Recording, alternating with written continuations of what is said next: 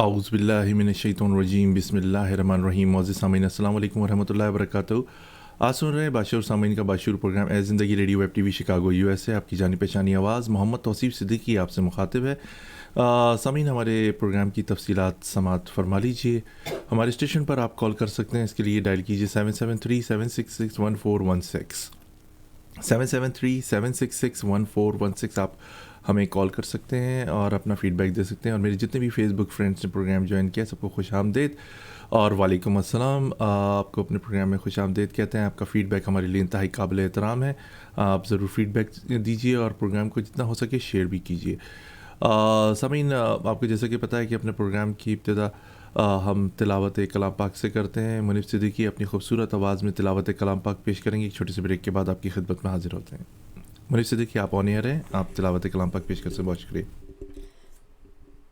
अऊज़ु बिल्लाहि मिनश्शैतानिर्रजीम बिस्मिल्लाहिर्रहमानिर्रहीम इज़ा जाअ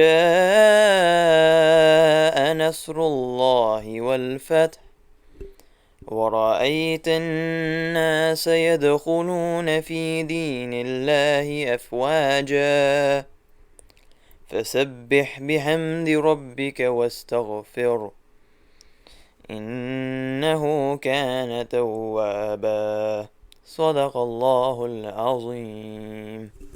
जज़ाकल्लाह मुनीफ सिद्दीकी कि आपने खूबसूरत आवाज़ में तिलावत कलाम पाक पेश की। सामीन, आपको एक खूबसूरत सी हम नात सुनाते हैं और आवाज़ है हमारी बड़ी अच्छी मशहूर पाकिस्तान की नात ख़्वां हिना ताहिर साहिबा। आप उनकी आवाज़ में खूबसूरत से उनका कलाम सुनिए। एक छोटे से ब्रेक के बाद आपकी खिदमत में हाजिर होते हैं। आपका अपना प्रोग्राम ए ज़िंदगी radio web TV Chicago USA है। मेरी जानिब भी हो एक निगाहे करम है शफीउल वरा खातमुल अंबिया। मेरी जानिब भी हो एक निगाहे करम ऐ शफीउल वरा खातमुल अंबिया। आप नूरे अज़ल आप शम्मे हरम आप शम्सो दुहा खातमुल अंबिया। आप हैं हक नगर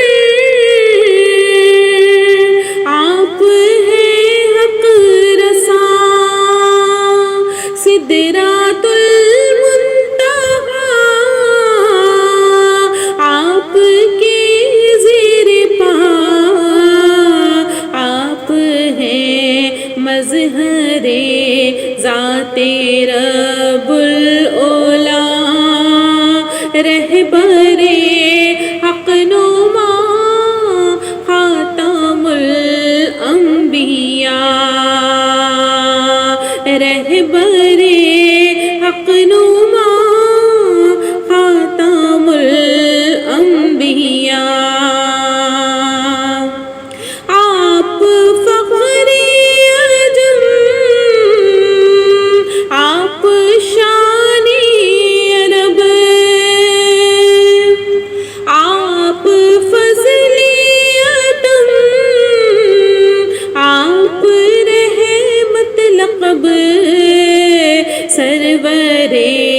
ذی ہشم شاہ والا نسب مرتضی مجتبی خاتم الانبیاء مرتضی مجتبی خاتم الانبیاء اے فصیح البیاں اے بلیغ اللسان اے وحید السماء ماورائے گمان آپ کا نور ہے از کراں تا کراں شاہد کبریا خاتم الانبیاء شاہد کبریا خاتم الانبیاء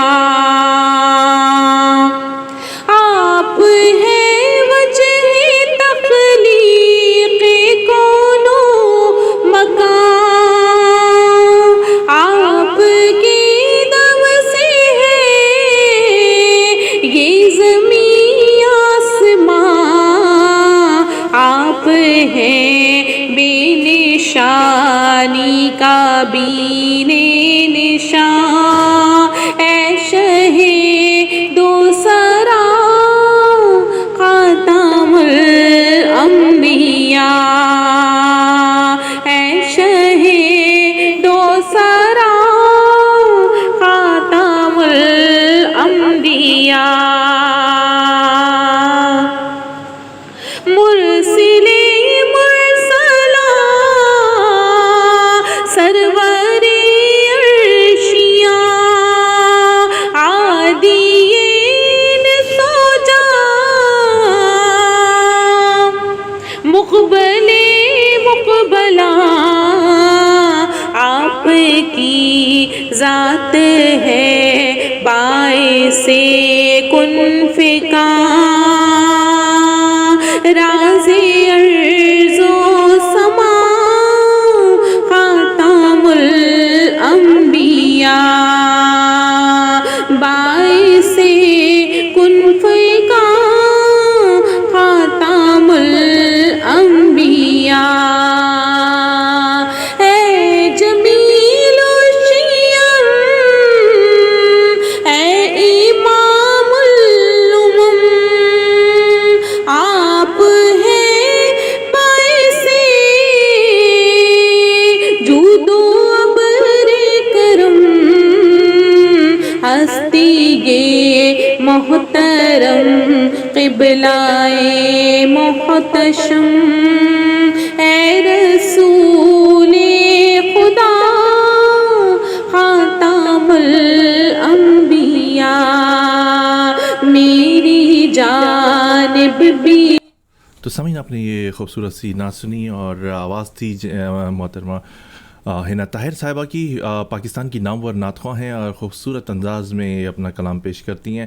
سامعین آج آپ کی خدمت میں ہم جو پروگرام پیش کر رہے ہیں بڑی اہمیت کا حامل ہے, بہت ہی امپورٹنٹ ہے. پاکستان, افغانستان, ایران, انڈیا, چائنا کے حوالے سے یہ بڑا امپورٹنٹ پروگرام ہے. خطے میں تیزی سے جو تبدیلی آئی ہے امریکی انخلا کے بعد, اس سے پاکستان, ایران اور افغانستان میں ایک بہت بڑی ہلچل, ایک کھلبلی مچی ہے. اور اس کے بعد جو صورتحال پیدا ہوئی ہے اور آنے والے وقتوں میں پاکستان کے لیے کیا مشکلات ہو سکتی ہیں یا پاکستان کے لیے کون سی چیزیں سود مند ہو سکتی ہیں, چائنا کس طرح پاکستان کو کیئر کر سکتا ہے, انڈیا پہ کیا منفی اثرات پڑے ہیں اور پاکستان کی خارجہ پالیسی پہ اس کے کیا اثرات مرتب ہوئے ہیں. اس خصوصی گفتگو میں ہمارے ساتھ ہیں مشہور تجزیہ نگار جنرل ریٹائرڈ امجد شعیب صاحب. اپنے پروگرام اے زندگی radio web T V Chicago USA میں ان کو خوش آمدید کہتے ہیں. السلام علیکم امجد شعیب صاحب. شکریہ جی. وعلیکم السلام. بہت شکریہ امجد صاحب کہ آپ نے ہمارا پروگرام ایز زندگی radio web T V Chicago U S سے جوائن کیا. سر میں آپ کا بہت شکر گزار ہوں. ہم نے حال ہی میں بھی آپ کا انٹرویو کیا تھا, بڑی انٹرسٹنگ اور بڑی معلومات آپ نے فراہم کی. ہمارے ریڈیو اور ٹی وی کے توسط سے لوگوں کو بڑی آگاہی ہوئی, بہت ساری باتوں پر آپ نے اپنی تجزیہ اور آپ نے بتایا, لوگوں کو اویئرنیس دی. Thank you so much. جی جان صاحب, آپ کو پتہ ہی ہوگا کہ امریکہ نے اچانک بہت عرصے سے سن تو رہے تھے کہ ہم جلدی انخلا کر لیں گے اور ہماری فوجیں واپس آ جائیں گی, لیکن اس اقدام کے بعد آپ کیا سمجھتے ہیں کہ اس خطے میں کوئی خلا آئے گا, کوئی نئی پیش رفت آئے گی, ایک نیا اتحاد بنے گا؟ آپ کس نظریے سے دیکھتے ہیں کہ یہ امریکی اقدام کو؟ بسم اللہ الرحمن الرحیم. دیکھیے بات یہ ہے کہ امریکہ نے 20 سال تو یہاں لگائے اور پیسہ بھی بہت خرچ کیا. ایک وقت تھا کہ امریکہ کی دلچسپی تھی کہ یہ کسی طرح یہاں امن آ جائے اور افغانستان سٹیبل ہو جائے. میرا خیال ہے اوباما کے پیریڈ تک غالباً یا اس سے کچھ پہلے, اوباما کے پیریڈ ختم ہونے سے پہلے 1-2 سال, کیونکہ اس کے لیے اس وقت سیریس کوششیں کی گئیں اور وہ جو مذاکرات ہوا کرتے تھے اس میں افغان گورنمنٹ کے لوگوں کو بھی بٹھایا جاتا تھا. ہمارے پاس مری میں ایک مذاکرات ہونے تھے کہ اس سے پہلے ملا عمر کی وفات کا کسی نے بھانڈا پھوڑ دیا, کسی نے کیا, یہی بھارت نے کیا تھا, تو مذاکرات کال آف ہو گئے. اس وقت مذاکرات جو تھے امریکہ, طالبان اور اسی طرح اس میں افغان گورنمنٹ وغیرہ کے لوگ شامل ہوتے تھے. بعد میں آپ کو یاد ہوگا کہ ملا منصور اختر کو مار دیا گیا جب وہ ایران سے پاکستان کی طرف آ رہا تھا, تو پھر مذاکرات بڑے عرصے کے لیے منقطع ہوئے. لیکن اس دوران میں امریکہ کی پالیسی بدل گئی. پھر امریکہ نے طالبان کے ساتھ بذات خود مذاکرات اکیلے کرنے کا فیصلہ کیا, اور اس کے مطابق جب مذاکرات شروع ہوئے تو یہ اندازہ ہو گیا تھا اس وقت کہ امریکہ اب افغان گورنمنٹ کے لیے بہت پریشان نہیں ہے, وہ صرف اپنا معاملہ سوچ رہا ہے کہ ہمیں اب آگے کیا رستہ اختیار کرنا ہے, جس میں ایک باعزت طریقے سے یہاں سے نکلنا, اور دوسرا یہ کہ جب آپ وہاں سے کسی بھی جگہ سے وڈرا کر رہے ہیں تو آپ اپنا اکوپمنٹ, ویپنز, ہر چیز لپیٹ دیتے ہیں, اور وہ آپ کا سب سے کمزور لمحہ ہوتا ہے, اور اگر اس وقت دشمن حملے شروع کر دے تو نقصان بہت ہو سکتا ہے. چنانچہ یہ پیریڈ چاہیے تھا آپ کو کچھ مہینوں کا, جہاں طالبان کے ساتھ ایک ایگریمنٹ چاہتے تھے کہ وہ اس پیریڈ میں چھیڑے نہ جب آپ اپنا سامان لپیٹ رہے ہیں وہاں سے. تو یہ ساری چیزیں انڈیکیٹ کر رہی تھی کہ اب افغان گورنمنٹ کے بارے میں کوئی امریکہ کی فکر زیادہ اس کو امریکہ کو نہیں. پھر جب یہ مذاکرات ہو گئے اور کچھ معاملات طے پائے کہ جی طالبان کے قیدی چھوڑے جائیں گے, تو آپ کو یاد ہوگا کہ اشرف غنی نے معاملہ لٹکا دیا اور وہ قیدی چھوڑ نہیں رہا تھا, 5-4 مہینے اسی میں ضائع کر دیے, مذاکرات لیٹ شروع ہوئے. جی اس سے یہ نظر آتا تھا کہ اشرف غنی امریکہ کے رحم و کرم پہ ہے, انہی کی تائید سے یہ بنا ہے صدر, اور انہی کے ناک کے نیچے بیٹھ کے تو ڈیفائی کر رہا اس معاہدے کو جو امریکنز نے کیا ہے. اب امریکنز نے قطعاً اس کو کوئی کک نہیں لگائی, کوئی اس کو پریشرائز نہیں کیا کہ بھئی تم جلدی کرو, مذاکرات کرنے ہیں. سو وہ ایک سپوائلر کے طور پر لگا رہا اشرف غنی. اسی طرح بھارت وہاں سے ٹیررزم کے واقعات کرا کے کبھی گردوارے پہ بامبنگ کرا دی, کچھ کیا, اور الزام طالبان پر ڈال دیا. وہ یہ بتانا چاہتے تھے کہ جی طالبان جو ہے وہ معاہدہ جو کیا اس پہ عمل نہیں کر رہے. تو یہ 2 سپوائلرز بھرپور طریقے سے کام کر رہے تھے, لیکن اگر امریکہ کی دلچسپی ہوتی یہاں پہ امن قائم کرنے کی تو وہ ان دونوں سپوائلرز کو کنٹرول کر سکتے تھے. اشرف غنی تو بالکل ان کے ہاتھ میں تھا, اور بھارت کو بھی یہ کہہ سکتے تھے کہ جی آپ, بھارت ڈیپینڈنٹ ہے امریکہ پہ. آج دیکھیں امریکہ نکلا تو بھارت کی بھی چھٹی ہوئی وہاں سے. تو اس وجہ سے یہ امریکہ نے جب یہ کوشش نہیں کی اور مذاکرات اسی طرح ہی چلتے رہے, تو یہ نظر آ گیا تھا کہ امریکہ کو اب اس خطے میں سٹیبلٹی سے یا امن سے غرض نہیں ہے. اب یہ سارے کہہ سکتے ہیں کہ جناب اتنا عرصہ لگایا تو پھر یہ کیوں تبدیلی آئی, کیوں کہا گیا کہ جناب امن سے غرض نہیں ہے؟ وہ اس لیے کہ یہاں پہ اس خطے میں سی پیک, جیسے ہم چائنا پاکستان اکنامک کوریڈور کہتے ہیں, وہ بننا شروع ہو گیا, اور پھر اس کی ساری پوٹینشل, اس کا سارا جو میکسیمم اس سے فائدہ اٹھانا تھا چائنا نے, وہ تب اٹھانا تھا جب وہ افغانستان اور پھر آگے سینٹرل ایشیا رشیا کی طرف وہ کنیکٹ ہوتا. اگر افغانستان ڈی اسٹیبلائز رہتا ہے تو یہ سی پیک کنیکشن جو ہے یہ ممکن نہیں. دوسرا جو چائنا کا یہاں پہ ایشو تھا وہ یہ تھا کہ چائنا نے افغانستان میں مائننگ سیکٹر میں بہت بڑی انویسٹمنٹ کی ہوئی ہے، لیکن چائنا اس انویسٹمنٹ سے کوئی فائدہ نہیں اٹھا سک رہا اس وجہ سے کہ افغانستان اسٹیبل نہیں ہے. تو چائنا جب آپ نے اپنا اینیمی نمبر 1 تصور کر لیا اور اسی کے مطابق اب اپنی پلاننگ آپ نے شروع کر دی، تو پھر آپ واپس کو فیسیلیٹیٹ کیوں کریں گے؟ یعنی آپ محنت کریں، امریکہ محنت کرے، جان لڑائے اور افغانستان میں امن لائے اور فائدہ پھر چائنیز اٹھاتے رہیں، تو یہ نہیں ہو سکتا تھا. لہٰذا انہوں نے اس کو ڈی اسٹیبلائز کنڈیشن میں چھوڑنا مناسب سمجھا اور پھر چھوڑ دیا افغانیوں پہ یا خطے کے ملکوں پہ کہ وہ جو کچھ کرتے ہیں کرتے رہیں. اور آسان نہیں ہے افغانستان کو اسٹیبلائز کرنا. امریکہ موجود تھا، یہ کر سکتے تھے، باقیوں کے لیے مشکل ہے، لیکن بہر صورت یہ ان کی اسٹریٹجی تھی. تو میں سمجھتا ہوں کہ وہ اپنی پلان کے مطابق جو اسٹریٹجی میں تبدیلی آئی، اور یہ ٹرمپ کے وقت میں آگے جب انہوں نے اپنا national security strategy paper issue کیا تھا ٹرمپ نے، تو اس میں انہوں نے کہا تھا کہ جی اب ہمارا فوکس ٹیررزم نہیں ہے، اب ہمارے ایڈورسریز ہیں رشیا اور چائنا. اور پھر گریجولی وہ چائنا پہ فوکس کر گئے کیونکہ دیکھا کہ چائنا ایک بہت بڑی اکنامک تھریٹ بن رہا ہے اور امریکہ کو ریپلیس کر دے گا as number 1 economic power of the world. تو یہ سی پیک اور افغانستان وغیرہ یہ سارا ریلیٹڈ ہے اکانومی سے، اکنامک پروگرس سے. تو وہ اس کو بلاک کر کے چائنا کو یہ اکنامک ایڈوانٹیج نہیں دینا چاہتے جو کہ یہاں افغانستان کے سٹیبل ہونے سے اس کو مل سکتا ہے. ایران میں آپ نے دیکھا کہ انہوں نے چائنا نے $400 ملین کی $400 بلین 25 سال میں انہوں نے انویسٹ کرنے کا کہا، ایگریمنٹ کیا ہے. اب وہ بھی رستہ جو ہے وہ افغانستان سے جاتا ہے ان کا، اب وہ بھی کنیکشن جو ہے ان کو نہیں ملتا. نتیجہ یہ ہے کہ وہ ایک لمبا روٹ پاکستان آئے، پھر وہاں سے ایران کی طرف جائیں. پاکستان اور ایران کے درمیان انفراسٹرکچر نہیں ہے ابھی بنا ہوا، وہ بنانا پڑے گا. تو یہ ایشوز ہیں جن پہ لگتا ہے کہ امریکہ مطمئن ہے. انہوں نے اپنے کہنے کو اپنی قوم کو یہ کہیں گے کہ جی بیکار جنگ تھی، بہت لمبی ہو گئی، ہمارے بلا وجہ ہم لوگوں کو پھنسا کے بیٹھے ہوئے تھے، مارے جا رہے تھے، زخمی ہو رہے تھے، تو کچھ حاصل نہیں تھا. لیکن فیکٹ یہ ہے کہ امریکہ ایک سوچے سمجھے منصوبے کے تحت اس کو اس حال میں چھوڑ کے نکل گیا. بہت شکریہ جیسا بڑا اہم سوال. ماضی میں ہم نے دیکھا جتنے بھی مذاکرات ہوئے طالبان سے یا افغان حکومت میں، پاکستان کو ہمیشہ اعتماد میں لیا گیا اور پاکستانی گورنمنٹ نے اور عسکری قیادت نے بھی بڑی بڑھ چڑھ کر حصہ لیا اور امن قائم کرنے میں اور ان کی تنظیم نو کرنے میں بھی بڑا کردار ادا کیا پاکستان نے. کیا اس دفعہ جب امریکہ نکل رہا تھا، کیا پاکستان کو اعتماد میں لیا گیا یا پاکستان نے ہائی آفیشلز جو ہیں ان کو بتایا گیا کہ ہم اس طرح نکل رہے ہیں؟ جی وہ تو ہمارے آفیشلز کو پتا تھا کیونکہ یہ اس پروسیس میں تھرو آؤٹ ان کے ساتھ تھے، اور زلمے خلیل زاد چونکہ یہ پروسیس کو پروموٹ کر وہی چلا رہے تھے، تو وہ بڑا کانسٹنٹلی پاکستان وزٹ بھی کرتے تھے، بریفنگز بھی ہوتی تھیں، کوآرڈینیشن بھی ہوتی تھی.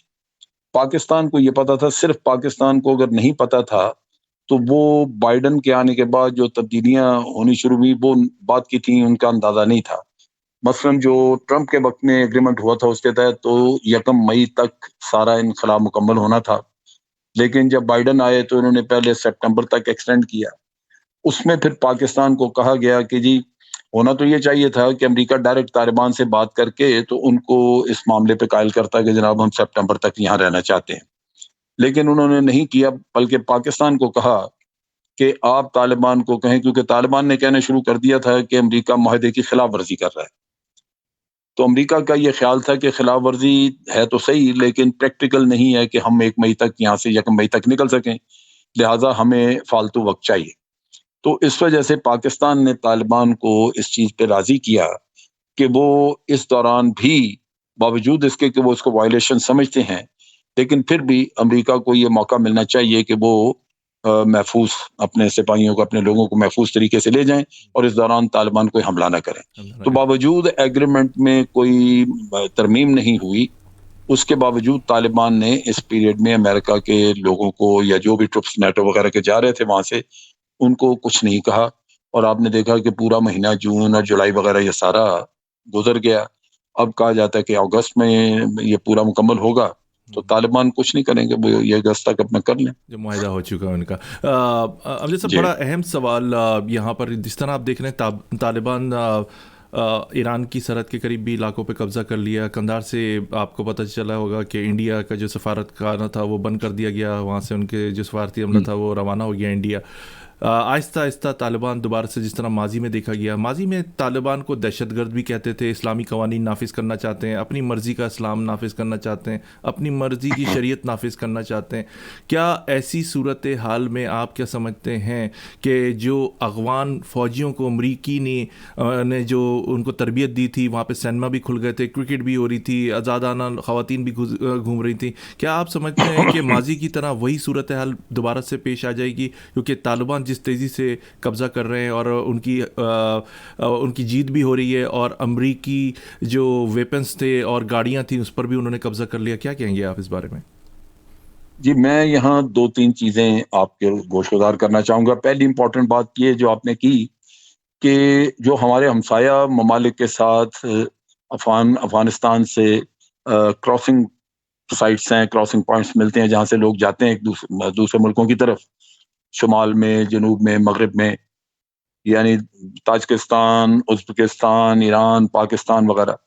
طالبان نے یہ سارے کراسنگ پوائنٹ سب سے پہلے انہوں نے ان کو سیکیور کیا ہے، وہ اب ان کے قبضے میں ہے. اور یہ بھی ہو سکتا ہے کہ اس قبضے کو مزید ری انفورس کریں، کیونکہ میرا اپنا اندازہ ہے کہ ان کی کوشش یہ ہوگی کہ ان کے لوگ نکل کے دوسرے ملکوں میں نہ جائیں، یعنی وہ ریفیوجیز نہ بنے وہاں پہ، کیونکہ اس میں خدشہ یہ ہوتا ہے کہ کئی لوگ جا کے باہر سے پھر طالبان کے خلاف ہو سکتا ہے تخریب کاری کا کام شروع کر دیں، دوسرے ملکوں میں اعلی کار بن سکتے ہیں کسی کے. سو میرا خیال ہے کہ کراسنگ پوائنٹس جو انہوں نے سب سے پہلے کیپچر کیے ہیں وہ اسی وجہ سے کہ ان سے لوگ واپس نکل نہ سکیں، باہر نہ جا سکیں. دوسرا ایشو جو آپ نے ذکر کیا ہے اس کا، ان کی فتوحات کا، تو فتوحات میں ایک اسٹریٹجی ہے، وہ پہلے ایک شہر جہاں جس میں انہوں نے جانا ہے وہاں وہ اطلاع دیتے ہیں کہ ہم آ رہے ہیں، ان کو وہ بتا دیتے ہیں کہ ہم جنگ آپ پہ مسلط نہیں کرنا چاہتے، آپ ہتھیار پھینکیں، ہم افغان ہیں، آپ کے بھائی ہیں، ہم امن قائم کرنا چاہتے ہیں. اور اپنے فوجیوں کو انہوں نے طالبان کو سخت ہدایات دی ہوتی ہیں کہ آپ نے کسی کی جائیداد ضائع نہیں کرنی، کسی کی دکان نہیں لوٹنی، کسی کی عزت پہ ہاتھ نہیں ڈالنا، کوئی بے گناہ مارنا نہیں. اگر آپ کو سامنے سے مزاحمت ہوگی تو آپ نے پھر کاروائی کرنی. نتیجہ یہ کہ جتنی بھی فتوحات ہوئی ہیں وہاں پہ کوئی مزاحمت نہیں ہوئی، اور اس مزاحمت نہ ہونے کی وجہ سے یہ چلتے آئے ہیں. تو اکا دکا کہیں تھوڑی بہت مزاحمت ہے. اب جو افغانی فوج ہے وہ جو باہر مختلف علاقوں میں پوسٹوں پہ لگی ہوئی تھی، وہ زیادہ تر اس کی حفاظت ہوتی تھی جب امریکن ایئر فورس ان کو سپورٹ کرتی تھی، اور جب بھی ان پہ حملہ ہوتا تھا تو آ کے بمباری انہوں نے کرنی، اور اس سے طالبان یہ افغان آرمی جو ہے اس کی بچت ہو جاتی تھی. اب وہاں پہ ایئر سپورٹ نہیں رہی، افغان آرمی جو ہے وہ زیادہ تر انہوں نے کابل وغیرہ کے دفاع کے لیے، بڑے شہروں کے دفاع کے لیے وہاں پہ لگا لی ہے. نتیجہ یہ کہ جو دور دراز علاقوں میں دفاعی پوسٹیں ان کی، وہ اکیلے لوگ ہیں، کچھ نہ کچھ وہ ہتھیار ڈال دیتے ہیں. وہ سمجھتے ہیں کہ ہمیں باہر سے پیچھے سے ری انفورسمنٹ نہیں آ سکے گی، لہٰذا ہم بلا وجہ مارے جائیں گے، وہ اپنے ہتھیار ڈال دیتے ہیں. اس طرح وہاں پہ فتوحات ہو رہی ہیں. اب آپ آگے دیکھ لیجئے، طالبان کی جو اسٹریٹجی میں سمجھتا ہوں وہ یہ ہے کہ وہ بالآخر مذاکرات کریں گے، لیکن وہ کابل پہنچ کے کابل پہ قبضہ نہیں کریں گے، کابل کے اوپر حملہ کرنے کی تیاریاں کر دیں گے، اور گورنمنٹ کو کہیں گے کہ جناب آپ مذاکرات کر کے، یعنی گورنمنٹ اور سارے جو سٹیک ہولڈرز ہیں ہمارے ساتھ معاملہ طے کریں. اور یہ معاملہ طے ہوگا طالبان کی بہت ساری خواہشات کے مطابق، کیونکہ وہ ایک پوزیشن آف اسٹرینتھ سے بات کریں گے. تو اشرف غنی جو امریکہ سے ہو کے آیا، اور جو بائیڈن نے کہہ دیا کہ جی اب آپ جانے آپ کا کام، تو اس کے بعد سے وہ اشرف غنی رہا نہیں. وہ اشرف غنی وہ بہت چھوٹی سی ایک چیز بن گیا ہے. اب اس کا غرور، اس کا وہ تکبر، جو ان صدارت کا کا جوش، جیسے پہلے ماضی اور تھا، جیسے جب ماضی میں جو ان کی بکواس پکچرز پہ بڑی کرتا تھا، وہ بڑی بڑی ڈھینگے مارتا تھا، کبھی پاکستان کے اوپر بک بک کرنی، وہ ساری چیزیں اس کے اندر سے نچوڑ لی گئی ہیں. اب وہ فیملی اس نے باہر بھجوا دی ہے. تو نظر یہ آتا ہے کہ یہ اب طالبان سے مذاکرات میں نرمی اختیار کریں گے، بہت ساری چیزیں ان کی مانیں گے اور اس چیز پہ اکتفا کریں گے کہ طالبان ان کو حکومت میں کیا کیا حصہ دیتے ہیں. تو اس طرح لگتا یہ ہے کہ مذاکرات کے ذریعے ہی بالآخر معاملہ ٹھیک ہوگا، کیونکہ طالبان کی دو باتیں ہیں جو میں ذہن میں رکھتا ہوں جو انہوں نے ان دنوں کہی ہیں. ایک تو انہوں نے کہا ہے جی کہ ہم امن پلان اپنی بھی بنا رہے ہیں اور وہ ہم اگلے مہینے کے یعنی اگست کے شروع میں ہم وہ پیش کر دیں گے دوسری سائڈ کو، اور دوسری سائڈ نے اپنی امن پلان پہلے ہی ان کو دے دی. ایک چیز یہ ہے. دوسری قصہ یہ ہے کہ انہوں نے بار بار کہا ہے کہ باوجود اس کے کہ میدان جنگ میں ہم فتوحات حاصل کر لیں، ہماری پوزیشن بہت مضبوط ہے، لیکن اس کے باوجود ہم مذاکرات ترک نہیں کریں گے. تو یہ دو چیزیں ہیں جو ظاہر کرتی ہیں اگر ان پہ عمل ہوا. اچھا، اب آ جائے بھارت کے رول پہ جو آپ کا تیسرا پوائنٹ تھا. جی جی تو یہ تو چیزیں ٹھیک ہو گئیں. مجھے لگتا ہے کہ یہ اسی طرح طالبان کی مرضی ہے کہ اس طرح چلایا جائے، وہ اپنی مرضی کے مطابق چلانے کی کوشش کریں گے. لیکن پرابلم کیا آ سکتی ہے؟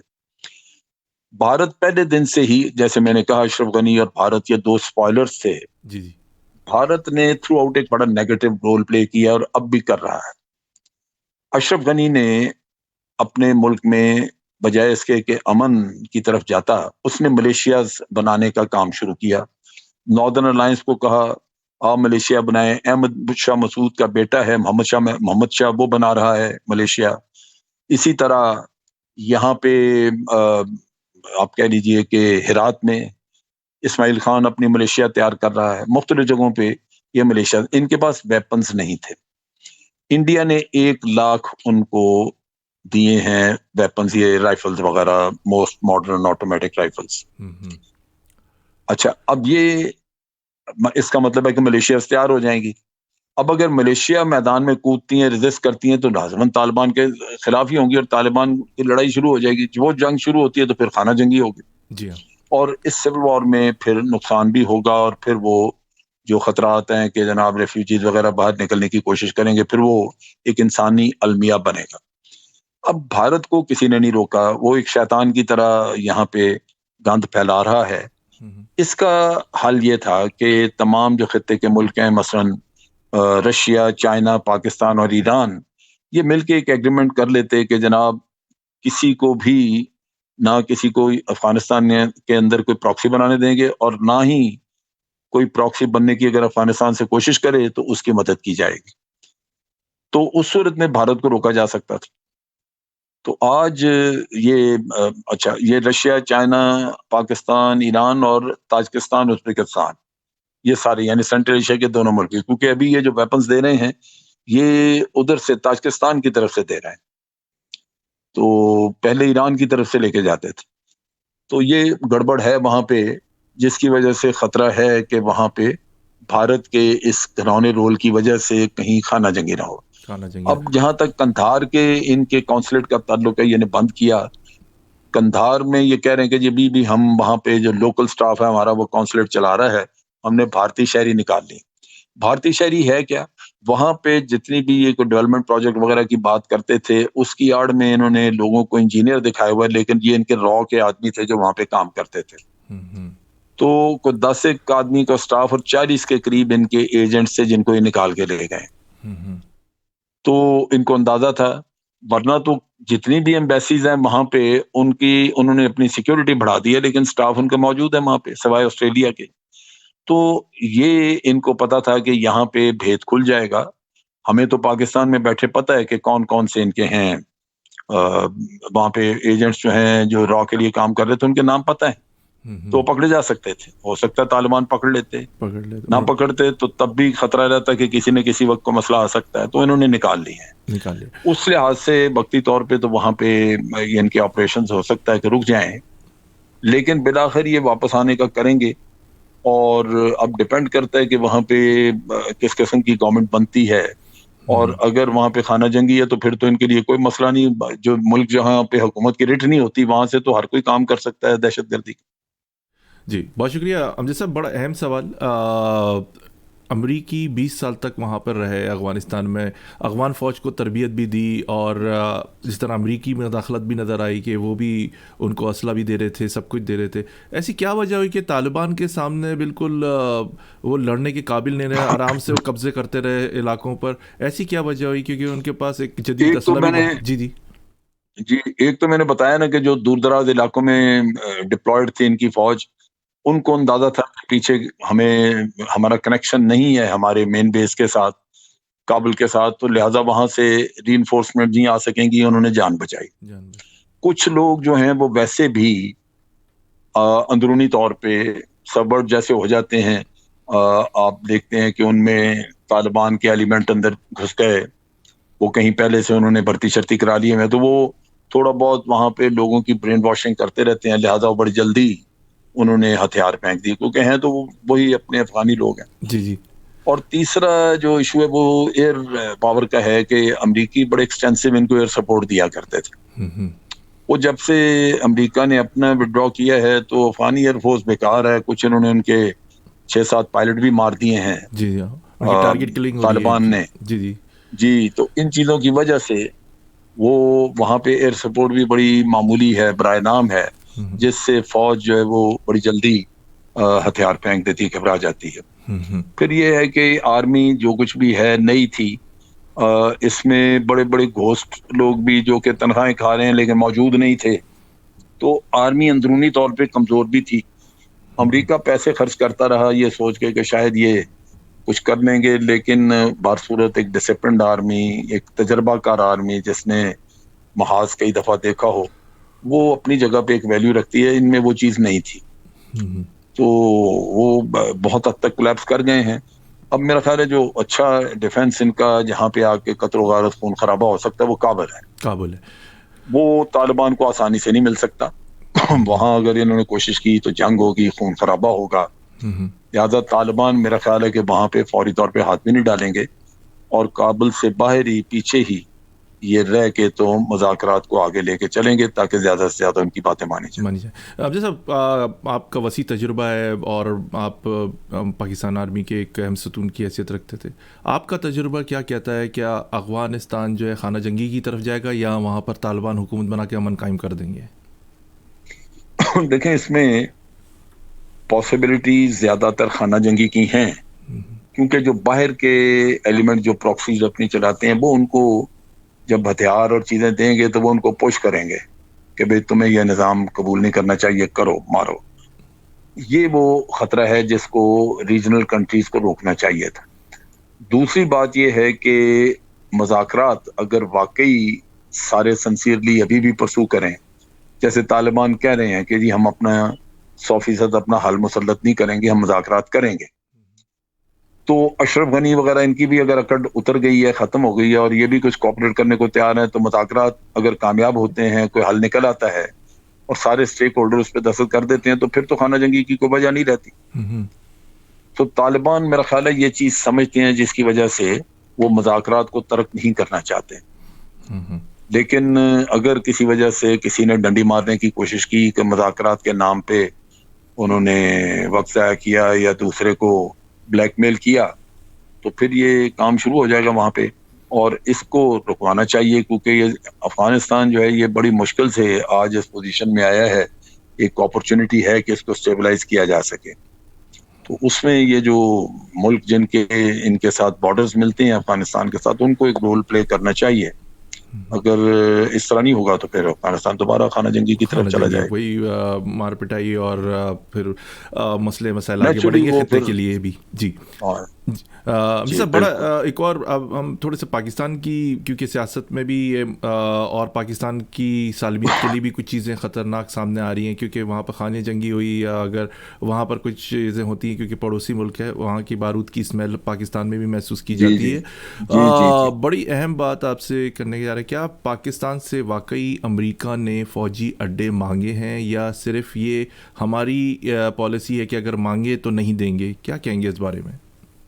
نہیں, یہ ہوا یہ تھا کہ ان کے ایک تو خیر انہوں نے جو اپنے سینٹ میں اور وہاں پہ کانگریس میں بریفنگز دی امریکہ میں, اس میں ان کے جو چیف تھے پینٹاگون کے ہیڈ یہ جو ابھی مقرر ہوئے ہیں، انہوں نے کہا کہ جی ہم اب افغانستان سے باہر بیٹھ کے تو ہم اپنے لیے اسی طرح بیسز لیں گے جو دوسرے بیسز کے سے مختلف ہوں گے، کیونکہ ہم وہاں پہ لمیٹڈ کام کریں گے لیکن ہمیں بیسز چاہیے وہاں پہ. چاہیے انہوں نے ان دا مین ٹائم انہوں نے تاجکستان سے بیسز کی بات کی باقاعدہ، انہوں نے انکار کر دیا.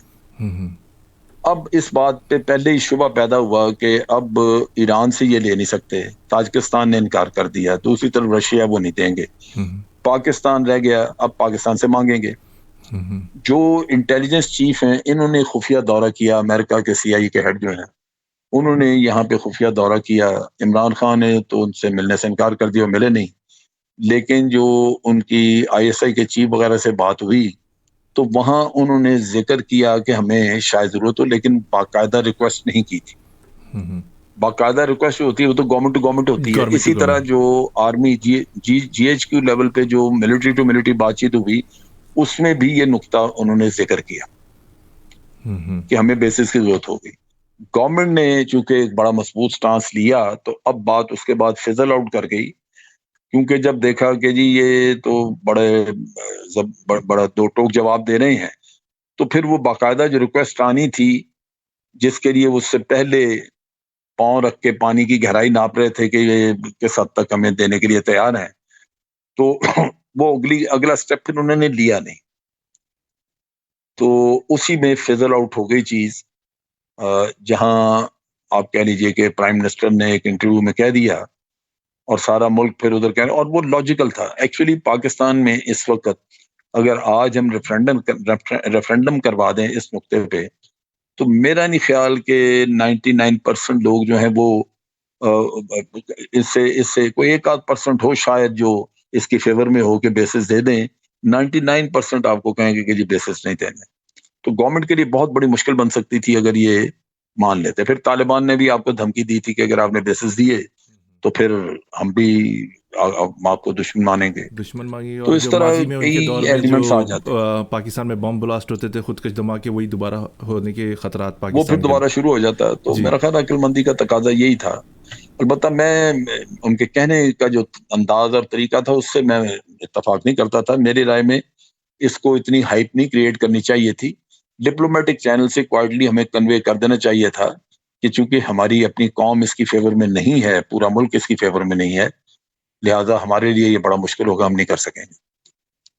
بہت تو شکریہ. جب آپ کہتے ہیں ایبسولوٹلی ناٹ تو وہ پھر ذرا اس میں رونت، تھوڑا ایروگینس نظر آتی ہے، اور پھر وہ دوسرے کے لیے بھی تھوڑا ہیوملیٹنگ ہوتا ہے.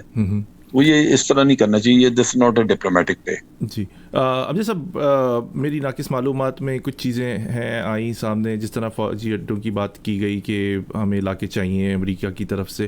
کچھ یہ بھی دباؤ ہے کہ جو امریکہ کے ساتھ افغانستان میں لوگ لڑ رہے تھے، جو وہاں کے مقامی تھے، جو خطے سے بڑے بخوبی واقفیت رکھتے تھے کہ کون سے علاقے، کون سی اہم جگہ ہیں، وہ ان کے ساتھ تھے.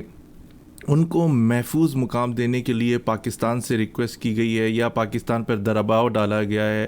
وہ کچھ خاندان ہیں یا کچھ لاکھ ہیں، کچھ لوگ ہیں، ان کو ایسے کچھ ہے اس میں کوئی صداقت ہے کہ جس طرح ماضی میں بھی ہم نے دیکھا کہ 40 لاکھ پناہ گزین آئے لیکن وہ 40 لاکھ سے بڑھ کر تقریباً کروڑوں میں پہنچ گئے جو ابھی تک واپس نہیں گئے. ادھر ہم یہ بھی دیکھتے ہیں کہ شناختی کارڈ بھی 40 لاکھ کے قریب کچھ آ رہی آوازیں کہ وہ چوری ہوئے. کیا کہیں گے اس بارے میں؟ اس طرح کی کوئی ریکویسٹ نہیں آئی. اس کی جو وجہ ہے بنیادی، شاید کبھی ریکویسٹ ہوتی لیکن جو لوگ وہاں سے نکلنا چاہتے ہیں وہ انٹرسٹڈ نہیں ہے پاکستان میں آنے کی. وہ ان کے پیچھے حکومت کو، یہ امریکہ کو یا نیٹو کنٹریز کو، وہ ایک ہی ریکویسٹ کرتے ہیں کہ جناب آپ ہمیں اپنے ملک لے جائیں. جنہوں نے آسٹریلین ایمبیسی کے ساتھ کام کیا ہے وہ کہہ رہے ہیں جی ہمیں آسٹریلیا لے جائیں آپ اپنے ساتھ. جنہوں نے امریکہ کے ساتھ کام کیا وہ کہتے ہیں جی آپ امریکہ میں لے کے جائیں. سو ان میں کوئی بھی انٹرسٹڈ نہیں ہے کہ اس کو اگر کہا جائے کہ آپ کو پاکستان میں جگہ دے دیتے ہیں تو وہ آنا چاہے وہ نہیں آئے گا. تو یہ ایک ان کے لیے بھی اپرچونٹی. ان کی جان کو کتنا خطرہ ہے میں نہیں کہہ سکتا، کیونکہ طالبان نے تو بظاہر کہا ہے کہ اگر وہ اپنے کیے پہ پشیمان ہوں، قوم کے سامنے معافی مانگے تو ہم ان کو کچھ نہیں کہیں گے. لیکن یہ لوگ کہتے ہیں کہ جی طالبان پہ اعتماد نہیں کیا جا سکتا. تو اگر کسی نے نکلنا یہاں سے تو ان کے لیے یہ اپرچونٹی ہے کہ بھئی مغربی دنیا میں جائے، پاکستان میں آ کے تو ادھر تو پھر وہ اس کو وہی وہ چھابڑی اور وہ لگانا پڑے گی، لگانے اب کیونکہ جیسے یہاں تو کیا اکانومی کیا میں کہیں اب گے گنجائش جس نہیں طرح ہے۔ آپ نے کہا کہ طالبان بھی پھر فورس کریں گے، ماضی میں بھی دیکھا کہ انہوں نے گولی کی سیاست کی اور سختیاں کی، کیا آپ سمجھتے ہیں اس بار وہ مذاکرات یا گولی کی زبان میں بات کریں گے دوبارہ سے؟ میرا نہیں خیال گولی کی زبان، میں سمجھتا ہوں کہ طالبان نے بھی بہت کچھ سیکھا ہے۔ سب سے پہلے ایک چیز انہوں نے جو محسوس کی ہے وہ یہ ہے کہ اگر افغانستان کو ہم نے ترقی کی راہ پہ ڈالنا ہے، اس کی اکانومی بہتر کرنی ہے، جنگ سے نجات پانی ہے تاکہ لوگ جو ہیں وہ آگے زندگی گزار سکیں، آگے بڑھ سکیں، تو پھر افغانستان کو باقی دنیا سے کٹ آف کر کے نہیں رکھا جا سکتا۔ پہلے وہ صرف 3 ملک ہم جو تھے انہوں نے اس کو ریکگنائز کیا، باقی دنیا سے تو ان کا واسطہ ہی نہیں تھا۔ تو اب وہ سفارت خانوں کو کسی کو نکالنے کے چکر میں نہیں ہے، وہ کہتے ہیں جی یہ رہیں ادھر۔ اس کا مطلب ہے کہ مختلف ملکوں کے ساتھ وہ اپنے سفارتی تعلقات رکھیں گے، لیکن اگر گولی کے زور پہ وہ کابل پہ قبضہ کرتے ہیں تو ان کو میسج ساری دنیا نے دیا ہے کہ ہم آپ کی حکومت کو تسلیم ہی نہیں کریں گے، اس کا مطلب ہے سفارت خانے واپس چلے جائیں گے۔ تو وہ جو پہلی سوچ تھی اس میں تبدیلی ہے۔ اسی طرح خواتین کے معاملے میں پردہ وغیرہ تو یہ وہ لازماً لاگو کریں گے کہ یہ کریں، لیکن اگر آپ پردہ کر کے اپنے آپ کو ڈھانپ کے کھیل کے میدان میں خواتین جاتی ہیں وہ نہیں روکیں گے، سنما گھر نہیں چلیں گے، وہ ان پہ میرا خیال ہے پابندی لگا دیں گے، لیکن خواتین پردہ کر کے جو کام شام کریں گی ان پہ پابندی میرا نہیں خیال کہ وہ لگائیں ابھی۔ اسی طرح جو ان کے اسکول کالجز ہیں ان میں بھی وہ اپنا ڈریس کوڈ دیں گے اور اس کے بعد خواتین پڑھیں، ہاں البتہ جہاں پہ کو ایجوکیشن ہے وہ شاید وہ بند کرا دیں۔ تو اس طرح کے ہیں ان کی کچھ چیزیں جہاں پہ پہلے کی نسبت وہ کافی بہتر ان کا ہوگا رویہ، لیکن کچھ نہ کچھ وہ تبدیلی بھی کریں گے جو کہ اسلامی شاعر کے مطابق ہو۔ بہت شکریہ امجد صاحب۔ یہ خطے کی لحاظ سے میں بڑا اہم سوال آپ سے کر رہا ہوں کہ 1933 میں چودھری رحمت اللہ نے لندن میں RTC راؤنڈ ٹیبل کانفرنس کے دوران پاکستان کے جغرافی نقشے کو تقسیم کیا تھا، جس میں پاکستان، افغانستان اور کشمیر کو ملایا گیا تھا۔ کیا کہیں گے، ایسا ممکن نظر آ رہا ہے آپ آگے آنے والے وقتوں میں؟ دیکھیں، انسان کوئی بھی چیز اس طرح تو دو ٹوک نہیں کہہ سکتا کہ ممکن نہیں۔ میں چھوٹا سا آپ کو واقعہ بتاتا ہوں۔ میں 1986 میں جرمنی گیا ہوا تھا اور ان کے فارن آفس میں بریفنگ ہم لے رہے تھے، تو انہوں نے بتایا کہ ہمارے جو نیشنل آبجیکٹیوز ہیں اس میں نمبر 1 آبجیکٹیو ہے مشرقی اور مغربی جرمنی کو اکٹھا کرنا، یونیفیکیشن آف جرمنی۔ تو میں نے انہیں کہا کہ جب آپ نیشنل آبجیکٹیوز اپنے مقرر کرتے ہیں تو پھر آپ اس کے ساتھ ٹائم لائنز وغیرہ بھی دیتے ہیں کہ یہ کام ہم فلاں وقت تک پورا کر لیں گے، یہ آبجیکٹیو ہم فلاں وقت تک اچیو کر لیں گے۔ تو یہ جو آپ کا نیشنل آبجیکٹیو ہے کہ دونوں جرمنیز کی یونیفیکیشن، تو اس کو آپ کیا سمجھتے ہیں، کیا ٹائم لائنز ہیں، کب تک آپ یہ کر لیں گے؟ تو فورن سیکٹری جو وہاں پہ ہمیں بریف کر رہا تھا اس کا جواب تھا کہ جی not in our lifetime. تو ہم نے دیکھا کہ اس کے کوئی 3-4 سال بعد ہی وہ یونیفیکیشن ہو گئی۔ تو بات یہ ہے کہ زمانے کے انقلابات کے بارے میں آپ کچھ نہیں کہہ سکتے، اصل چیز ہوتی ہے کسی بھی قوم کے اندر ایک مقصد کو زندہ رکھنا۔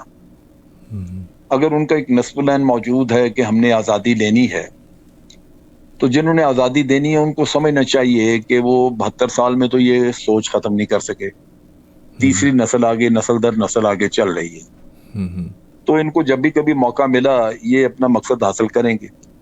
تو اس وجہ سے نہ تو میں نا امید ہوں اور نہ ہی میں اس میں کوئی ٹائم لائن وغیرہ کچھ بتا سکا ہوں کہ کب ہوگا، لیکن یہ مجھے پتا ہے کہ یہ کسی نہ کسی وقت یہ چیز آئے گی کہ کشمیر آزاد ہوگا۔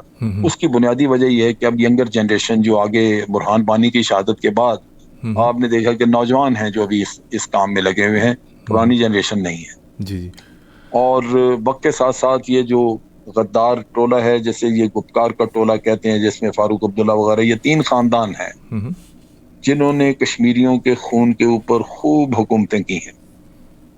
یعنی اگر یہ بھارت کے ساتھ ہر دفعہ ملنے کو تیار نہ ہوتے تو کبھی وہاں پہ بھارت کوئی بھی حکومت بنا ہی نہیں سکتا تھا کشمیر میں. یہ کولیشن گورنمنٹ جو بنتی نہیں ہے نا, کبھی کانگریس اور نیشنل کانفرنس کے ساتھ, کبھی ان کے بی جے پی نے لاسٹ ٹائم بنا لی ان کے ساتھ, پی ڈی پی کے ساتھ مل کے. یہ ہوتا اسی وجہ سے کہ یہ آپ کی اپنی صفوں میں آستینوں کے سانپ اور غدار موجود ہیں. اب کشمیری جان گئے, کشمیری جانتے تو پہلے بھی تھے, لیکن اب ان کا عرصہ حیات تنگ ہوگا, ان کو کشمیری منہ نہیں لگائیں گے, یہ بالکل اپنے آپ میں سمٹ کے رہ جائیں گے. پچھلے دنوں عمر عبداللہ, فاروق عبداللہ کا بیٹا, یہ امریکہ ٹور پہ گیا ہوا تھا, تو اس نے کہیں کشمیریوں کو ایڈریس کرنا تھا, اس کو ایڈریس نہیں کرنے دیا. انہوں نے اس کو اتنی لان تان کی کہ ہی ہیڈ ٹو لیو. تو کشمیری اب ان کو برداشت نہیں کریں گے. میرا خیال ہے کہ آہستہ آہستہ چیزیں تبدیل ہوں گی, اور میں تو پوری اس معاملے میں پر امید رہنا چاہتا ہوں اور ہوں کہ یہ جو آزادی کی شمع ہوتی ہے اس کو یوں پھونکوں وونکوں سے نہیں بجھایا جا سکتا. یہ بالآخر کسی نہ کسی وقت پورے ماحول کو روشن کرتی ہے. اب صاحب سیکنڈ لاسٹ کویشچن آپ سے کریں گے کہ پاکستان نے اب تک یہ جو بھی حالات پیدا ہوئے ہیں افغانستان میں, اپنی کیا اسٹریٹجی بنائی ہے کہ وہ کس طرح آنے والے وقتوں میں خانہ جنگی ہوئی تو کس طرح مقابلہ کریں گے, اگر طالبان کی حکومت آئی تو ان سے کس طرح مذاکرات کریں گے, کیا اسٹریٹجی ہے پاکستان کی, اور امریکہ کو کس طرح سنبھالیں گے, کیونکہ امریکہ کی دشمنی بھی نہیں لے سکتے. ہم نے بڑا واضح یہ کہا ہے کہ مذاکرات کے نتیجے میں جو گورنمنٹ بنے گی, جس کو تائید ہوگی افغانستان کے تمام سٹیک ہولڈرز کی, جس کو افغان عوام خود تسلیم کریں گے, پاکستان اس کو تسلیم کرے گا. لیکن اگر مذاکرات کی بجائے طاقت کے بل بوتے پہ کوئی حکومت بنائی گئی, وہ حکومت اشرف غنی کی ہو یا طالبان کی, ہم اس کو تسلیم نہیں کریں گے. کیونکہ یہ اگر آج ہم کسی کو تسلیم کرنے کا کہہ دیں تو اس کا مطلب آپ نے اپنی پراکسیز بنا لی, اب امن کے چانسز کم ہوں. امن آنے کے چانسز تبھی ہیں کہ سارے ملک جو ہیں وہ یہ اس چیز کا ادا کریں, اس چیز کا وعدہ کریں کہ وہ کسی کو بھی سپورٹ نہیں کریں گے, اور طالبان اور افغان ان کو سب کو پتہ ہونا چاہیے کہ ہم نے مل کے ایک سولوشن خود بنانا ہے. تو پاکستان اس میں فیورٹس نہیں رکھے گا, نہ کسی کو تسلیم کرے گا اگر وہ طاقت کے بل بوتے پہ آئے. دوسری بات یہ ہے کہ ہمارا اپنا جہاں تک تعلق ہے, ہم فیسیلیٹیٹ کرنے کا کہہ رہے ہیں, ہم بار بار کہہ رہے ہیں کہ جن لوگوں پہ یا جن بھی دھڑوں پہ ہمارا کچھ انفلوئنس ہے, ہم ان کو انکریج کرنے کے لیے, ان کو فیسیلیٹیٹ کرنے کے لیے تیار ہیں. پاکستان میں ہم کانفرنسیں کروا سکتے ہیں, ہم کسی اور ملک میں کروانی ادھر مدد کر سکتے ہیں, ہم فیسیلیٹیٹ کریں گے تاکہ مذاکرات میں رکاوٹیں نہ آئیں. لیکن ہم یہ نہیں کہہ سکتے کہ جی مذاکرات فلاں وقت تک کامیاب ہو جائیں گے یا نہیں ہوں گے, ہم گارنٹی نہیں کسی چیز کی دیں گے, نہ ہم دے سکتے ہیں. اور فائنلی یہ ہے کہ اگر مہاجرین آتے ہیں وہاں سے یا کوئی اس طرح کی صورتحال بنتی ہے تو اس دفعہ اسٹریٹجی پہلے کی نسبت مختلف ہوگی. پہلے ہم نے ان لوگوں کو شہروں کی طرف منتقل کیا تھا, پشاور میں اور اسی طرح کے پی کے مختلف علاقوں میں ہم نے کیمپس بنائے. اس دفعہ کیمپ جو ہیں وہ وہاں بارڈر ایریا میں بنیں گے اور کنفائن رکھے جائیں گے لوگ, اور کوشش کی جائے گی کہ کم سے کم ادھر لوگ آئیں, اور جو آئیں ان کو ادھر ادھر پھیلنے نہ دیا جائے, تاکہ یہ عارضی طور پہ جو ہمارے پاس آ کے رہیں وہ عارضی ہوں, جیسے معاملات تھوڑے بہتر ہوں تو ان کو دوسری طرف پہنچا دیا جائے. تو یہ صورتحال ہے اس دفعہ. بہت شکریہ امجد صاحب. امجد صاحب, ہمارے لسنر نے ایک سوال آپ سے کیا ہے, بہت ارلی کیا ہے, اور یقیناً اس دوران آپ ہمارا پروگرام پہلے بھی جوائن کر چکے ہیں اور متعدد بار دوبارہ سے جوائن کریں گے, کیونکہ پاکستان اور خطے میں تبدیلی بڑی تیزی سے ہو رہی ہے. آنے والے وقت جو ہیں پاکستان, امریکہ اور افغانستان کے یہ 3 تعلقات جو ہیں بڑی اہمیت کے حامل ہوں گے. اب سوال ہمارے ایک لسنر نے کیا ہے پاکستان کی سیاست کے حوالے سے, پوچھنا چاہ رہے ہیں کہ 2023 کے انتخابات میں آپ کیا مستقبل دیکھ رہے ہیں نواز شریف صاحب کا اور الطاف حسین صاحب کا, کیونکہ ماضی میں 2008 میں دیکھا گیا کہ بائی فورس ان کو انتخابات میں لے کر آیا گیا. کیا دوبارہ سے یہ دونوں حضرات پاکستان کی سیاست میں نمودار ہوں گے؟ کیا کہیں گے اس بارے میں؟ دیکھیے, جہاں تک الطاف حسین کا تعلق ہے اس کا تو بہت مشکل لگتا ہے کہ وہ اپنے آپ کو دوبارہ فعال کر سکے.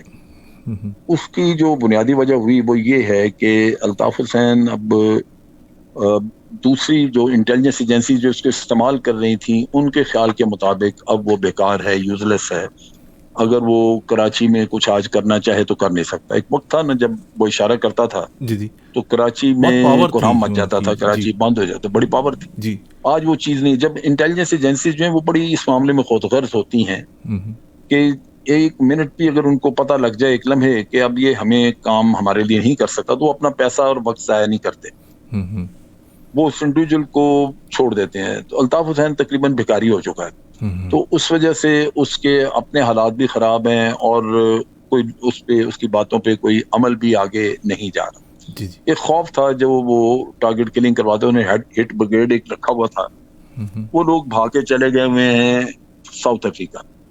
Mostly south African intelligence agency جو ہیں وہ پاکستان سے تعاون کرتی ہیں, اگر وہ لوگ وہاں سے موو کریں ان کی اطلاع دیتی ہیں وہ پکڑے جاتے ہیں, لہذا وہ بھی فعال نہیں ہے اس وقت. تو اس وجہ سے کوئی بھی ایجنسی جو باہر سے پیسہ لگانے کو تیار نہیں کسی پہ, اور خود اس کے حالات اتنے بگڑ چکے, تو وہ میرا خیال ہے اس کی توقع کرنا کہ وہ کوئی کم بیک کرے گا, وہ it will not be possible for ہم. جہاں تک دوسرے دو حضرات کا تعلق ہے, زرداری ہوا یا Nawaz Sharif P M L N اور پی پی پی, ان کا میں صرف آپ کو ایک چیز بتا دوں, پاکستان آج ایک بہت ہی مختلف ملک ہے جو وقت کے ساتھ ساتھ خراب ہو کے ایک ایسی نہج پہ پہنچ چکا ہے جہاں اس کو ٹھیک کرنا کافی مشکل ہے. اور وہ یہ ہے کہ آج یہ جو کرپٹ مافیا ہے, زرداری ٹولہ ہو گیا, ان کے سارے نیچے منسٹرز وغیرہ, نواز شریف, اس کے جو جتنے سرکردہ لیڈر جو آپ کو اکثر نظر آتے ہیں نواز شریف کو ڈیفینڈ کرتے ہوئے, انہوں نے, ان کی پاکٹس اتنی ڈیپ ہیں, انہوں نے اتنا مال کمایا پاکستان میں کہ آج یہ کرپٹ مافیا ہماری ریاست سے کہیں زیادہ طاقتور ہے, کہیں زیادہ مضبوط ہے. یہاں پہ اس کا مظہر آپ یہ دیکھیں گے کہ عمران خان کی پوری کوشش کے باوجود ان میں سے جتنے پکڑے ہیں, جن کے اوپر بلینز کے کیسز ہیں, ایک بھی شخص کو یہاں سزا نہیں ہوگی. یہ جو 2 سال رہ گئے عمران خان کے, اسی طرح گزر جائیں گے. کیا آپ سمجھتے ہیں عمران خان صاحب 5 سال اور کمپلیٹ کریں گے, ان کو 10 سال کے لیے لائے گیا, کیا کہتے ہیں؟ نہیں, مشکل لگتا ہے. اس کی وجہ یہ ہے کہ آپ سنتے ہیں نا, اکثر کہتے ہیں کہ یہ نالائق ہیں جی, یہ کچھ نہیں کرتے, ان کو پتہ نہیں ہے. یہ ایسی بات نہیں ہے, ان سے بڑے نالائق ہیں نون لیگ میں بیٹھے ہوئے اور پیپل پارٹی میں بیٹھے ہوئے. اصل چیز یہ ہے کہ کرپٹ مافیا جو ہے اس نے اپنے لوگ ہر ادارے میں بٹھائے ہوئے ہیں, بیوروکریسی میں ہے, پولیس میں ہے, ایف آئی اے میں ہے, نیب میں ہے, جال بچھا ہوا ہے پورا. وہ کہتے ہیں کہ یہ مصیبت کہاں سے آ گئی, جو ہمیں آگے تو چیک کرتے ہیں کہ جی آپ کرپشن نہ کریں, یہ نہ کریں, وہ نہ کریں. کوئی تعاون نہیں ہے اس کو کسی طرف سے. جیسا انٹرپول کہتا ہے کہ کوئی شخص اگر اس پر کوئی مقدمات بنتے ہیں, اس کی موجودگی میں, اس کے ملک کے اندر وہ موجود ہے, پھر وہ ملک سے باہر چلے جاتا ہے, تو اس کو انٹرپول واپس لے کر آ سکتی ہے. تو نواز شریف صاحب ابھی تک واپس کیوں نہیں لے کر آئے جا سکے؟ نہیں آ سکتا. اس کی وجہ یہ ہے کہ یہاں یہ سارا انٹرپول اور عدالت, برطانیہ کی عدالتیں, قانون بکواس ہے. یہ سارا ان کے اپنے ملک کے لیے کام کرتا ہے. اس میں آپ دیکھ لیجئے کہ ایک کیس سعودی عرب کا کیس امریکہ کی عدالت میں ہمارا پڑا ہے, اسی محمد بن سلمان کا. اسی طرح وہ کینیڈا کی عدالت میں ایک پڑا ہوا کیس, جس شخص کو وہ محمد بن سلمان کہہ رہا ہے کہ یہ یہاں سے اربوں ڈالر کھا کے چلا گیا ہے, اس کا نام ہے ڈاکٹر سعد الجبیر. جو یہ جو ڈاکٹر سعد الجبیر ہے, یہ شخص جو ہے یہ امریکہ کی سی آئی اے کے ساتھ مل کے کام کرتا رہا ہے. اس کو اگر سزا ہو جاتی ہے تو سی آئی اے کے کئی راز کھل جائیں گے. چنانچہ اسٹیٹ ڈپارٹمنٹ نے کہا ہے کہ جی عدالت کو فوراً بتائیں کہ ریاست جو ہے وہ رائٹ رکھتی ہے, یہ حق رکھتی ہے کہ اگر وہ سمجھتی ہے کہ اس کی سیکورٹی کو کسی چیز سے نقصان ہو سکتا ہے تو وہ عدالت کو روک دے اس سے, لہذا آپ اس سے آگے نہ جائیں. یہ پاکستان میں کسی عدالت کو آپ کر سکتے ہیں؟ نہیں. نتیجہ یہ, اور یہی برطانیہ میں ہے.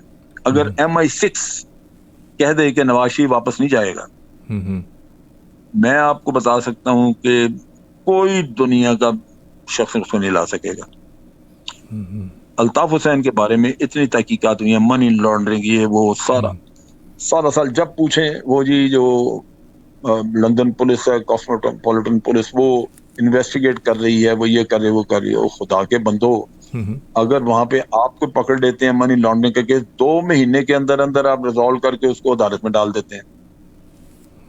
अल्ताफ हुसैन का 8 साल में नहीं केस हो सका, आपसे पता नहीं चला कि ये मनी लॉन्ड्रिंग, सारे सबूत मौजूद हैं। लेकिन ये MI6 बता देती कि नहीं ये हमारा मोहरा है, आप इसको नहीं भेजेंगे। कोई सिस्टम वहां पे ऐसा नहीं है कि वो उनको डिफाई कर सके। यहाँ हो जाता है पाकिस्तान में, तो अपनी इंटेलिजेंस को गालियां निकालनी शुरू कर देते हैं कि ये टांगड़ा रहे हैं जी, ये कर रहे हैं, वो कर रहे हैं, ये कौन होते हैं? ये तो अदालत की सैंक्टिटी खराब हो गई और हमारी जो इंडिपेंडेंस ऑफ जुडिशरी है वो इफेक्ट हो गई। तो ये बड़ा मसला है यहाँ पे। आप देखेंगे कि ये 1.5-2 साल गुजर जाएगा और फिर ये सारे धड़धड़ छूटेंगे। आपको पता है कि जरदारी साहब का जो केस छूटे थे, कॉन्टेक्ना के केस 2 थे, जी वो कैसे छूटे? स्विट्जरलैंड में केस था, जनरल मुशर्रफ ने इस मुल्क के साथ इंतहाई जुल्म किया कि वो वहां से ये यानी एक एग्रीमेंट NRO कर लिया और वो केस बंद करवा दिया वहां पे स्विट्जरलैंड में। वो केस बंद हुआ तो पाकिस्तान में चल रहा था वो, और वो यहाँ भी बंद हो जाता है, लेकिन वो NRO अदालत ने उसको इलीगल करार दे दिया और कहा कि आप स्विट्जरलैंड में दोबारा खत लिखें। वो नहीं लिखा इन्होंने। पाकिस्तान में जब केस चला तो जो हमारे नैब का जज जिसके सामने केस था, वो लाजमन इन्होंने जो हुक्मरान होते हैं यही लगाते हैं, अपना बंदा लगाया होगा। नैब ने पहले केस की डॉक्यूमेंट्स पेश की, उसमें फोटो कॉपियां थी, ओरिजिनल डॉक्यूमेंट्स नहीं थी। उसने जज ने कहा जी ओरिजिनल डॉक्यूमेंट्स के दौरान, कहा जी हमारे पास नहीं। उसने कहा ये केस खत्म। क्यों? कि ओरिजिनल डॉक्यूमेंट्स होंगी तो केस चलेगा, वरना फोटो कॉपियां पे नहीं चलती। महीने बाद कॉन्टेक्ट का दूसरा रेफरेंस किया, उसमें नैब ने फिर फोटो कॉपियां लगाई। वो 2 घंटे के अंदर अंदर वो भी फारग हो गया केस। आज आपको जरदारी ये कहता नजर आएगा कि जी हमें 8 साल 10 साल जेल में रखा, तो क्या किया? कोई सबूत नहीं था, कोई सबूत, अदालत से बरी हो गया है। ये सब फैसिलिटेट होके अदालत से बरी होंगे, इनकी सारी करप्शन लीगलाइज होगी, दोबारा कभी नहीं खोले जा सकेंगे केस। हुकूमत को भी देंगे या नहीं देंगे? नहीं, कुछ भी नहीं। ये तो इसी तरह अभी तक जिस तरह कुछ भी नहीं और अदालतें, नैब अदालतें, FIA वगैरह ये मिल के जब केस फारग होगा तो इनको बरी किया जाएगा कि जी इन्होंने तो करप्शन की ही नहीं, कोई चीज साबित नहीं हो सकी। तो इस तरह ये केस खत्म होगा और ये सारे आपको दोबारा मैदान में नजर आएंगे, और हो सकता है कि इलेक्शन भी जीत जाए, क्योंकि इलेक्शन में लोग जो हैं वो बेचारे इतना कुछ तो डिटेल में नहीं समझते। उनको ये यही कहेंगे कि देखें हम तो आपकी खिदमत करते रहे और उल्टा इमरान खान ने हमें जलील किया। तो बिल्कुल ये आएंगे, दोबारा आएंगे। बहुत शुक्रिया अमजद शेख साहब कि आपने हमारा प्रोग्राम ज्वाइन किया। बड़ी अहम गुफ्तगू करनी थी क्योंकि हालात बड़ी तेज़ी से तब्दील हो रहे हैं। क्योंकि उसामा बिन लादेन, ये मेरा अपना तज़िया है कि मुझे आज तक वो शख्स समझ में नहीं आया। मेरे तो नज़र में, मैं ये अपनी ज़ाती बात कर रहा हूँ कि कोई करैक्टर था या क्या था, क्योंकि मुसलमानों का लीडर बना वो, हमें भी उसका पता नहीं है कि वो था भी या नहीं था। ISI से तो भाई मैंने ISI से इनसे बड़ी दफा ये पूछा, वो ये कहते हैं कि हमें भी इतना ही पता है कि बाद में एक औरत जो कि कहा जाता था कि उसकी बीवी है, वो कहती थी कि उसामा था यहाँ पे, ये मार के साथ ले गए। इसके अलावा कोई सबूत नहीं कि वाकई वो उसामा था या नहीं था, क्योंकि वो मुसलमानों का एक लीडर बन गया। उसकी बीवी थी जी, ना कोई फलाई काम उसकी जो बीवी थी खातून, जी वो जो बीवी थी उसकी खातून, वो यमन की रहने वाली थी। यमन उसको भेज दिया गया वापस। तो यहाँ पे कोई सबूत किसी के पास नहीं है कि उसामा बिन लादेन मारा गया था या नहीं। आप यकीन करें जनरल साहब के उसामा जब मारा गया, जो इतलात आई, उसके बाद जिस परेशानी से पाकिस्तानी अमेरिका में गुजरे, उनका कहीं किसी इदारे किसी महकमे में जाना दूबर हो गया था। क्योंकि अगर वो डॉक्टर के पास भी जा रहे हैं तो डॉक्टर भी यही सवाल करता था, ब्लड प्रेशर कैसा है, उसके बाद उसामा तुम्हारे मुल्क में था, ये सवाल होता था।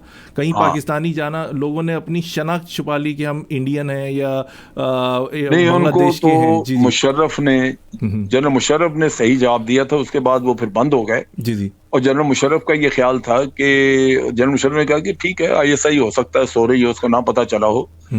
तो उसने कहा बिल्कुल इसी तरह ही है। जब 9/11 हुआ तो 18 आदमी 2 साल यहाँ ट्रेनिंग ले रहे थे जहाजों पे। जी। آپ کی CIA وغیرہ سوئی ہوئی تھی, جی جی, انہوں نے اور بڑے پھر اچھا 4 ایئر فیلڈ سے وہ جہاز اڑتے ہیں, 4 ایئر فیلڈ سے جہاز اڑتے ہیں, پینٹاگون جا کے ہٹ کرتے ہیں, ٹریڈ سینٹر پہ ہٹ کرتے ہیں. کدھر تھے آپ کے جہاز اور کدھر تھی آپ کی انٹیلیجنس؟ کیوں نہیں جب آپ انہوں نے بھی کچھ کیا؟ انٹیلیجنس میں رہے, کیا آپ کا تجزیہ, آپ کا تجربہ کیا کہتا ہے کہ واقعی اسامہ پاکستان کی حدود میں تھا؟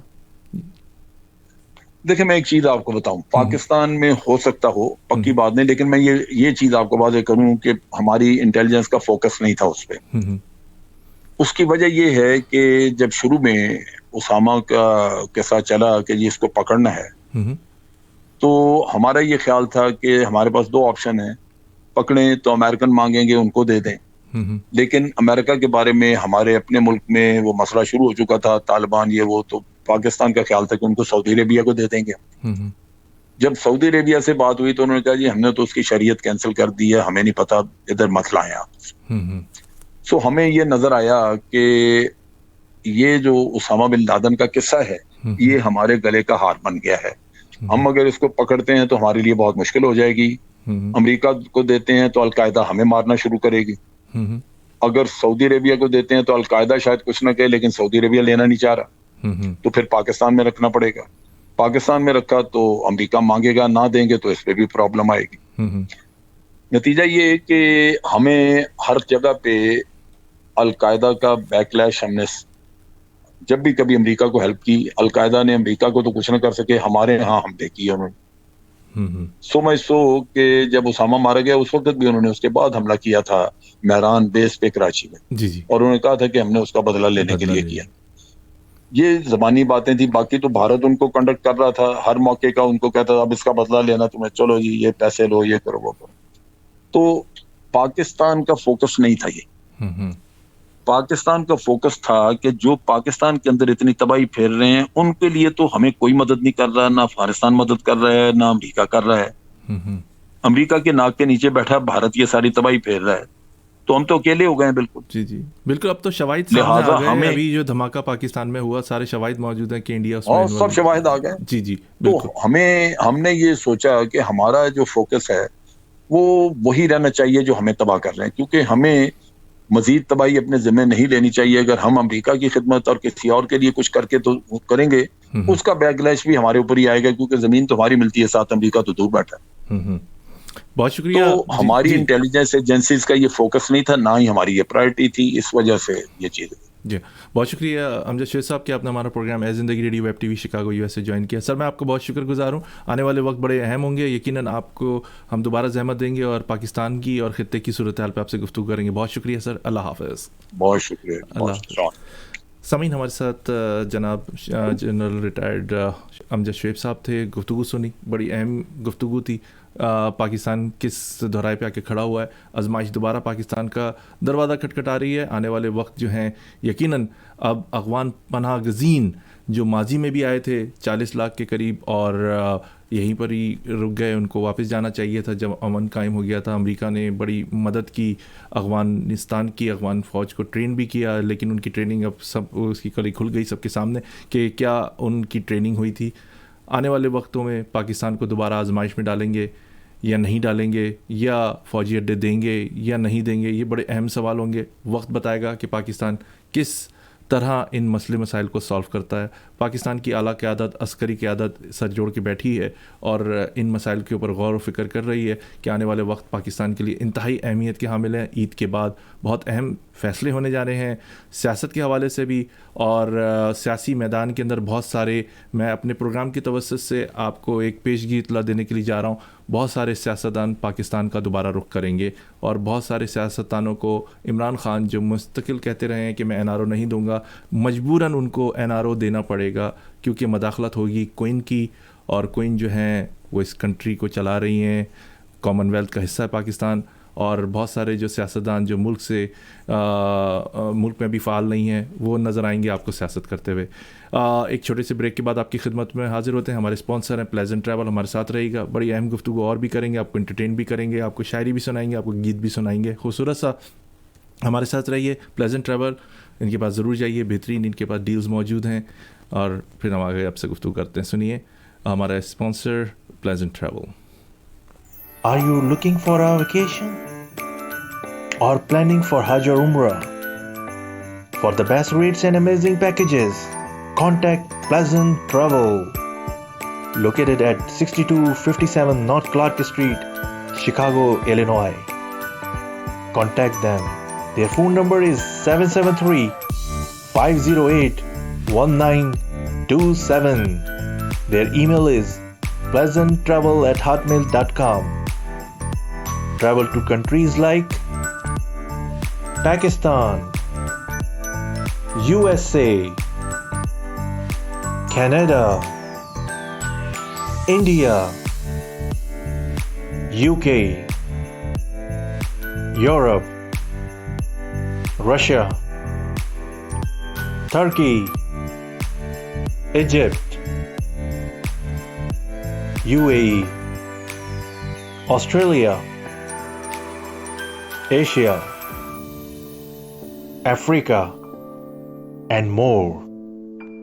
And make your trip memorable with Pleasant Travel. Their Facebook page is Pleasant Travel Chicago.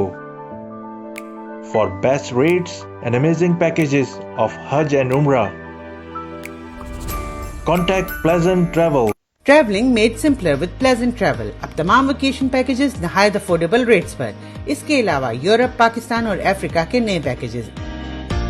Pleasant travel is authorised agent of Emirates airlines और आपके लिए Emirates airlines Pakistan special 3-piece luggage allowed for economy class with all COVID-19 travel safety precautions. Pleasant Travel खिदमात के 30 साल। Call 877-508-1927 और visit pleasanttravel.com. तो सामीन, आपने ये हमारे स्पॉन्सर सुना प्लेजेंट ट्रैवल। आप इनके पास जाइए और इनके पास बेहतरीन डील्स हैं और समर वेकेशन भी चल रही हैं, कोरोना भी चल रहा है, लेकिन एहतियात भी बहुत ज़रूरी है इनके, और हज भी शुरू हो गया है तो ट्रैवलिंग शुरू है, ज़रूर इनके पास जाइए। परवेज़ अनवर वदावन साहब की खूबसूरत सी आपको शायरी सुनाते हैं, आपको सुनिए, एंजॉय कीजिए। एक छोटे से ब्रेक के बाद आपकी खिदमत में हाजिर होते हैं। जी सर, अस्सलाम वालेकुम। वो मैंने ऐसे पूछा था, मैंने बोला जी अस्सलाम वालेकुम। अच्छा, आज आपने मेरी पोएम दी है? सॉरी, उनकी एक मिनट। जी अस्सलाम वालेकुम, क्या हाल चाल है? परवेज़ अनवर वदावन साहब की एक सॉरी, जी जी सुनिए। अस्सलाम वालेकुम। आज हम एक नई पोएम बना रहे हैं, तो ये दीन की पोएम है। उम्मीद है आप सभी से लाइक करेंगे और इसी के मुताबिक ना अमल भी करें, अल्लाह करे, जिससे हमें खुशी होगी। तो पोएम शुरू करते हैं। कितनी किताबें और कितने ही दर्स हुए, कितनी किताबें और कितने ही दर्स हुए, ना ज़िंदगी बदली ना किसी पे असर हुए, ना ज़िंदगी बदली ना किसी पे असर हुए।